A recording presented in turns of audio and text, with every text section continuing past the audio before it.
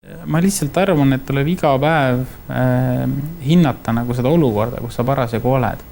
Ja sellest lähtuvalt võib-olla teha mõned otsused, korrektoorid. Et tegelikult see on niisugune pidev voolu suunamine. Mõnes mõttes see on nagu auto juhtimine selles suhtes, et vaatad, et mis olud teel on, eks ole, hakkab lund sadama, võtta toogu maha, nii edasi. Kui sa oled piisavalt kaua mingit asju teinud, siis on suur tõenäosus, et sa ei põrka kellegiga kokku ja ei lähe kraavi.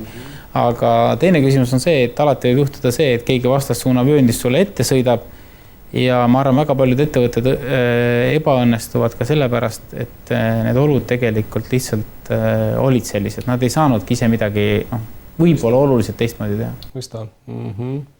Praeguses keerulises majandusolukorras, mis on sinu käitumispõhimõte?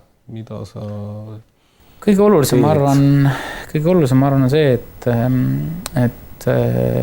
tarkus, mis ma ise olen õppinud, on see, et trendi ei saa eirata.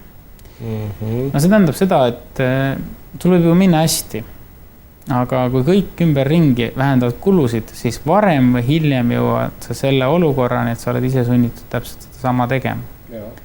Aga trendil ei saa anduda, see on nagu teine asi. Sellepärast, et kui sa teed kõike täpselt niimoodi, nagu teised teevad, siis on väga suur tõenäosus, et sa ebaõnnestud ka koos turuga.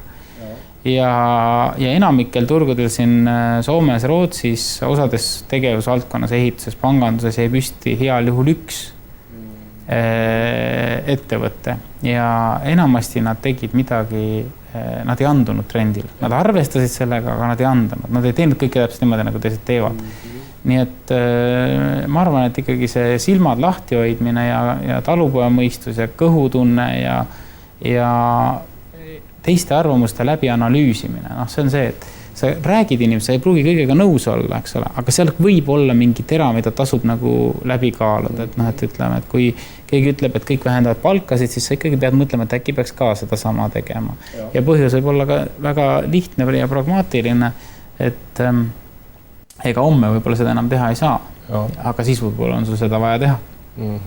Sest keskkond dikteerib ikkagi väga-väga palju meie otsuseid.